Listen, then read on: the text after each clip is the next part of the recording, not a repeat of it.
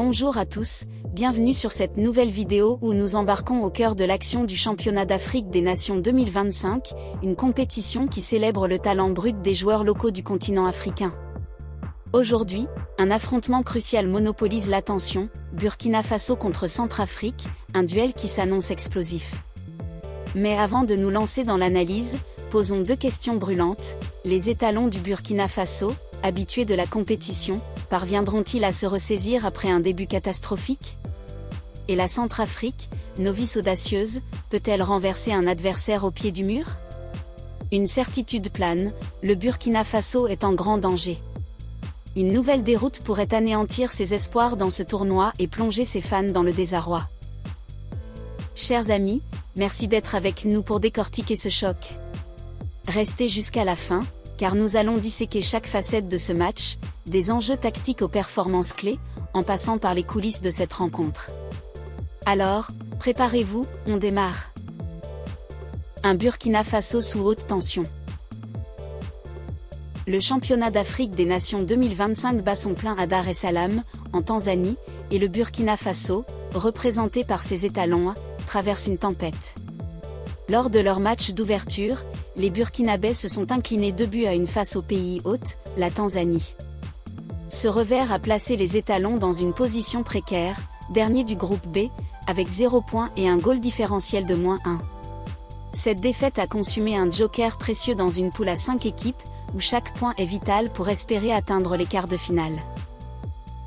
Le Burkina Faso n'est pas novice dans le championnat d'Afrique des Nations, mais son passé dans la compétition est loin d'être glorieux. Lors de leurs 3 participations précédentes, en 2014, 2018 et 2020, les étalons n'ont jamais franchi le premier tour. En 2014, ils terminent dernier de leur groupe. En 2018 et 2020, ils se contentent d'une 3e place, insuffisante pour avancer. Cette année, sous la houlette du sélectionneur Issa Balbonné, l'équipe doit briser cette malédiction pour redonner espoir à une nation. Mais face à eux se dresse un adversaire inattendu, la Centrafrique, qui dispute son tout premier match dans l'histoire du championnat d'Afrique des Nations. La Centrafrique, l'outsider qui rêve d'exploits. Pour les Fauves du Baoubangui, ce match contre le Burkina Faso marque un moment historique, leur baptême du feu dans le championnat d'Afrique des Nations 2025. Première participation, premier pas dans l'arène, et un défi colossal face à une équipe expérimentée. Mais attention, la Centrafrique n'est pas à prendre à la légère. Qualifiée après avoir éliminé le Cameroun, une nation respectée du football africain, l'équipe dirigée par Sébastien Ngato arrive avec des ambitions claires, défier les favoris et marquer les esprits.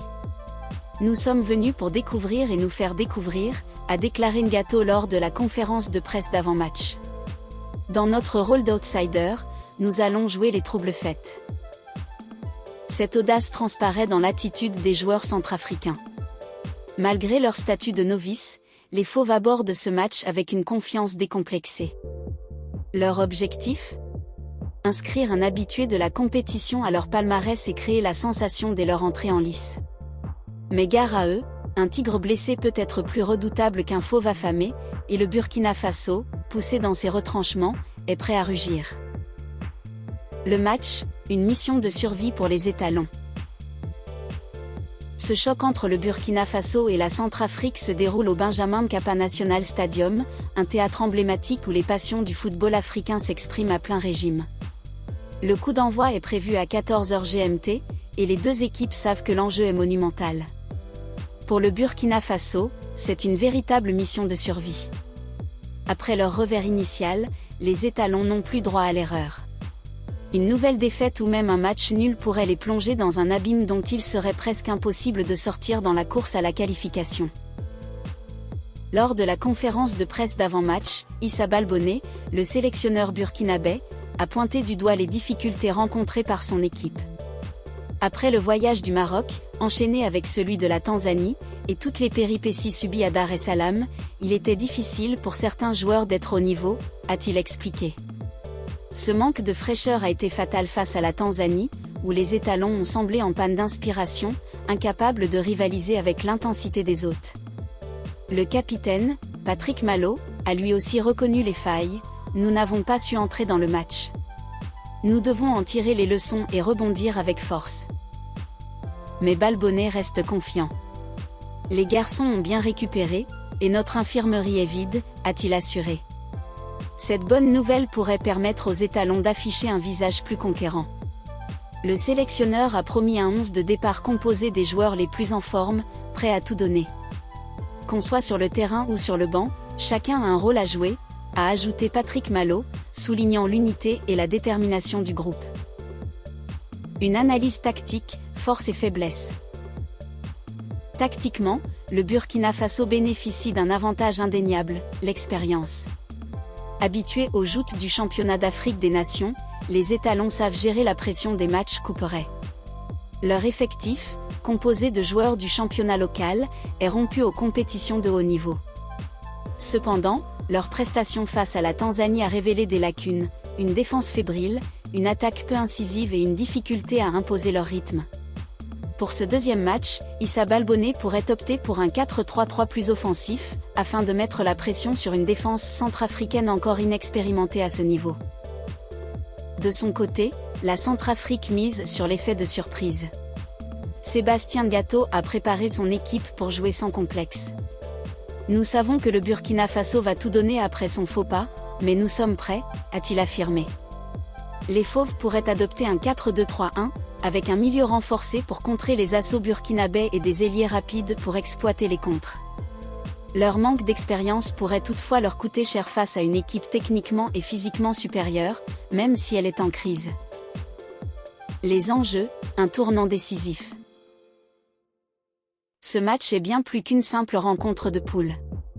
Pour le Burkina Faso, une victoire est impérative pour rester dans la course à la qualification. Avec la Tanzanie en tête du groupe B, 3 points, plus 1 de goal différentiel, et la Mauritanie et Madagascar à égalité, 1 point chacun après un match nul 0-0, les étalons doivent absolument engranger des points pour ne pas être distancés. Une défaite ou un nul face à la Centrafrique rendrait leur parcours quasi désespéré. Pour la Centrafrique, ce match est une opportunité en or de briller sur la scène continentale. Une victoire ou même un match nul face à un habitué comme le Burkina Faso enverrait un message retentissant aux autres équipes du tournoi. Les Fauves, portés par l'enthousiasme de leur première participation, ont tout à gagner et rien à perdre.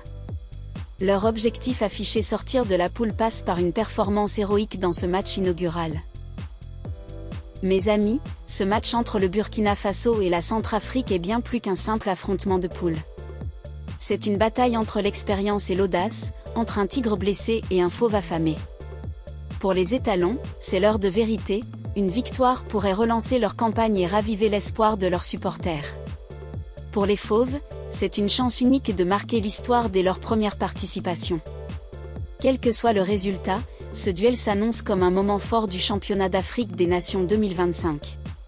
Alors, qui sortira vainqueur? Les étalons rugiront-ils à nouveau, ou les fauves créeront-ils l'exploit?